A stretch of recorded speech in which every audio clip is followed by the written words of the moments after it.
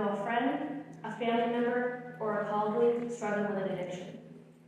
According to CAMH, 6 million Canadians struggle with an addiction. This is 21% of the population, or in short, 3 out of 16 Canadians. My dad is one of those 3 out of 16 Canadians.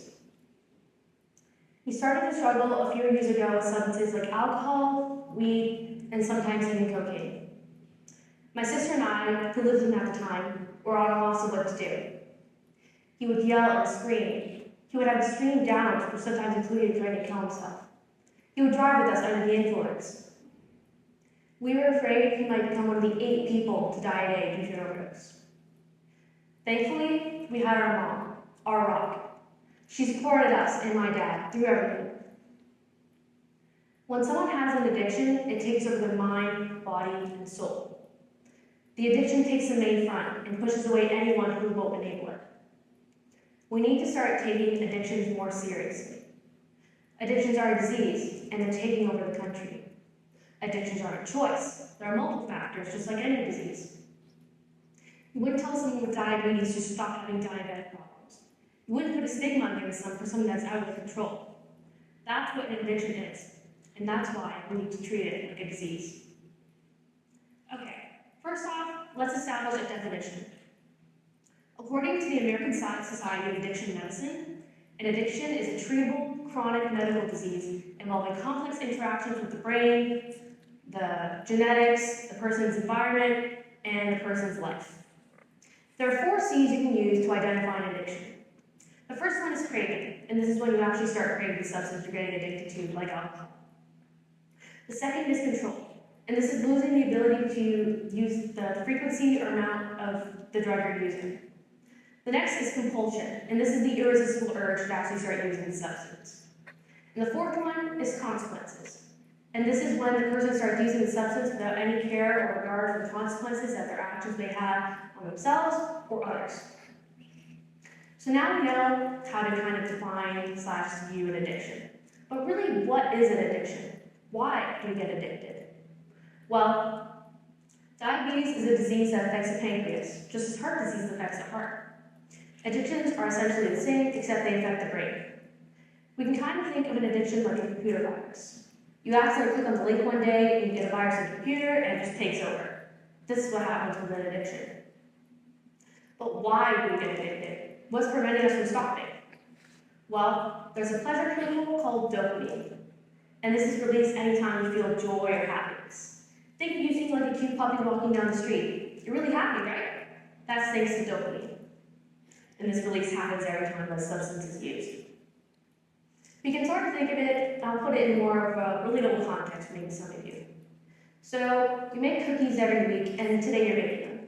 You take them out of the oven, and you know they're going to be really good. So, you take a bite and you eat it, and it does taste really good, but you're not excited. It doesn't bring you the same joy that it did the first time.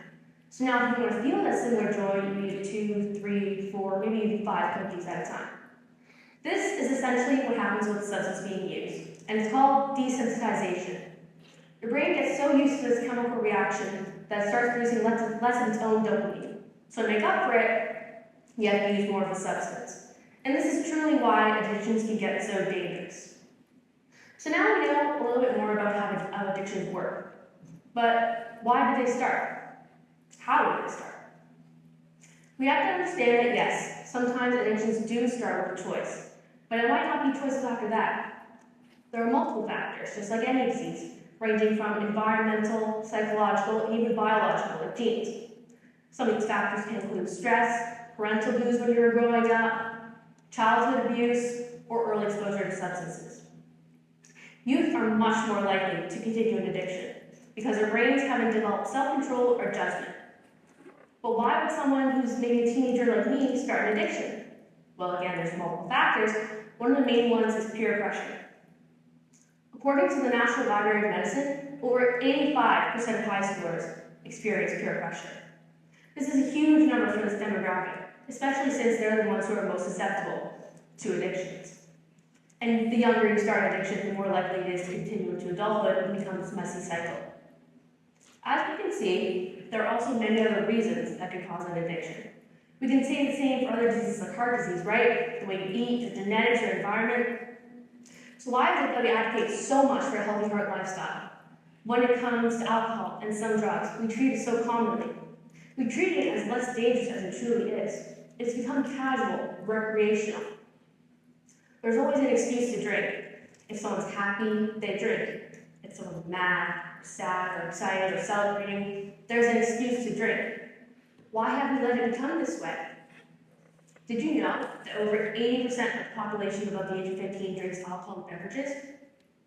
Do you think they're all thinking about addiction that could destroy their life, their relationships, their health? Probably not. It might not even come to the surface for some. So now we know kind of what addiction is, how it starts. But how do we treat an addiction? I'm sure there's already one option popping into all of your heads: rehab. The first drug rehabilitation center was first opened in the 1930s in Kentucky, USA. Since then, over the 100 years that rehab has been around, it's grown. The type of rehab we all think about is called inpatient rehab, and this is when the addicted individual stays in the facility.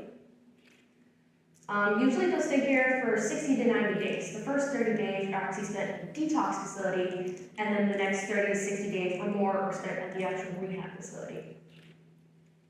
Now, what I'm about to say isn't trying to put down or belittle what inpatient rehab does. But after the first 3 months, around 50% of participants relapse. Can any of you think of a reason why? Why would someone throw away all their hard work? Well, again, many factors, many possibilities. One of the main ones is relationships. While inpatient rehab facilities can offer family counseling and therapy, this may not include everyone in that person's close family circle, and maybe not everyone wants to participate. So when the addicted individual gets out, they find it hard to mend broken relationships or start new ones. And this can make them feel isolated and push them back into a spiral.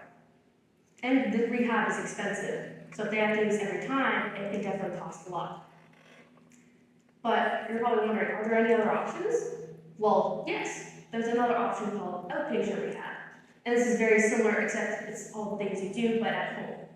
And usually it'll last 9 to 20 hours a week, and it allows for more flexibility and comfortability, and it's much cheaper. You're probably wondering what I'm trying to get at here. My point is that most of you didn't even know about that second option, or that there's other treatments other than rehab. The media has painted this picture that rehab is this institutionalized place with white walls of crazy people. But it's not. Rehab could mean many things, and substance abuse treatment can mean many things. I like to think of it as an umbrella term. It can mean many things at one time. And each treatment option is valid, because the person is at least seeking help, knowing and understanding their problem. And this can lead me on to my last point, which is stigmas. I want you all to think of some words you associate with the word addictions. Take a second and think. What comes to mind? I know I used to think sad, crazy, homeless, scary. Are yours similar? Yeah?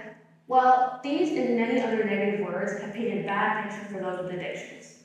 These words can make them feel isolated. It can make them feel shame. These are all things we don't want them to feel.